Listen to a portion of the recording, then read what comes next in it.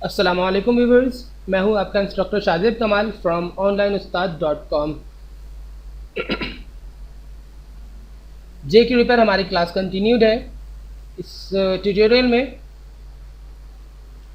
कुछ नया काम शुरू करते हैं। चेनिंग मेथड के हवाले से कुछ बात करते हैं आज की क्लास में।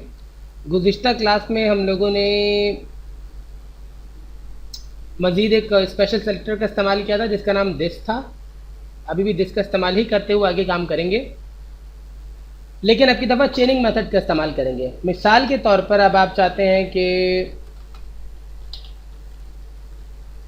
जिस पर भी माउस इंटर हो वो फैड आउट हो जाए।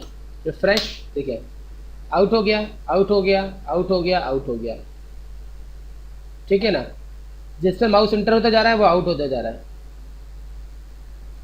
लेकिन आप चाह रहे हैं फिर फैड इन दोबारा हो जाए उसी माउस इंटर होने के। जिस टाइम माउस इंटर हो पहले फैड आउट हो फिर फैड इन हो जाए। तो दो प्रोसेस आप कर सकते हैं इसके अंदर इस तरीके से कि आपने लिखा दिस फैड इन, ये देखिए जाएगा और आएगा, जाएगा और आएगा। ठीक है ना, जाएगा और आएगा।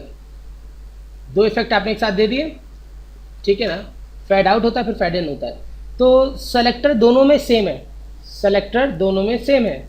तो फिर आप चेनिंग मेथड का इस्तेमाल कर सकते हैं। यानी कि पहले आप क्या करना चाहते हैं आप उसे देखें। पहले आप फैड आउट करना चाहते हैं, पहले फैड आउट करेंगे, उसके बाद आप डॉट लगाएंगे और सेलेक्टर आप सेलेक्टर को वैसे ही रहने देंगे। ठीक है ना, सिर्फ ये जो जैसे ये मेथड है ना इसे आप दोबारा ड्रॉ कर लेंगे। फैड अब की दफ़ा क्या करना है आपने, फैड इन, रिफ्रेश, देखिए same thing, makes no change.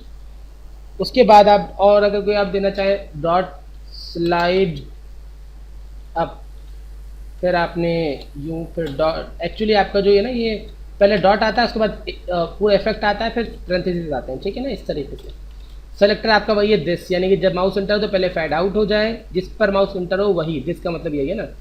फिर फैड इन हो जाए, फिर स्लाइड अप हो जाए, उसके बाद आपने क्या किया, स्लाइड डाउन हो जाए। ठीक है ना, रिफ्रेश। ठीक है ना,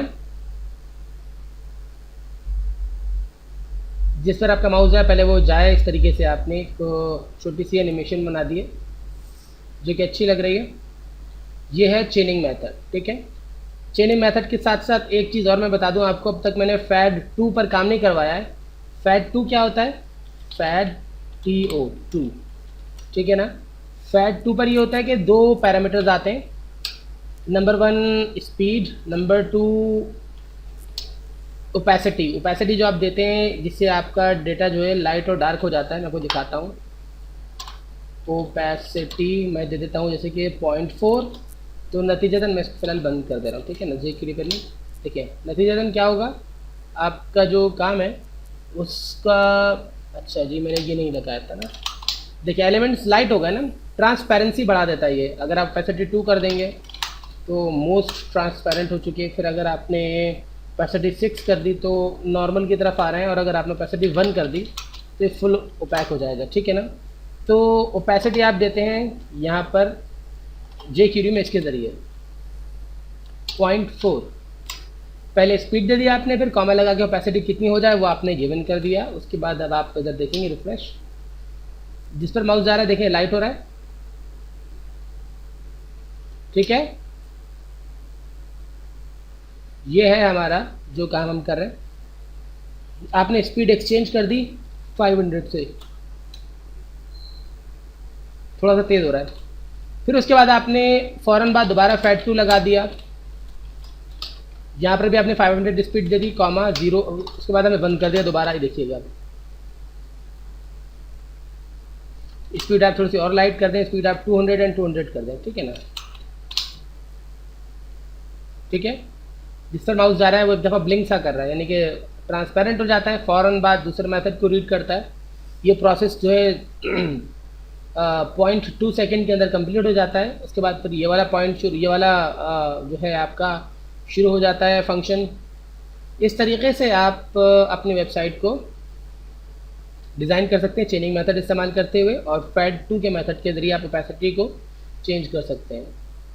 ओके व्यूअर्स, मुझे इजाज़त दीजिए, इंशाल्लाह ताला नेक्स्ट क्लास में मज़ीद काम करेंगे। तब तक के लिए अल्लाह हाफिज़।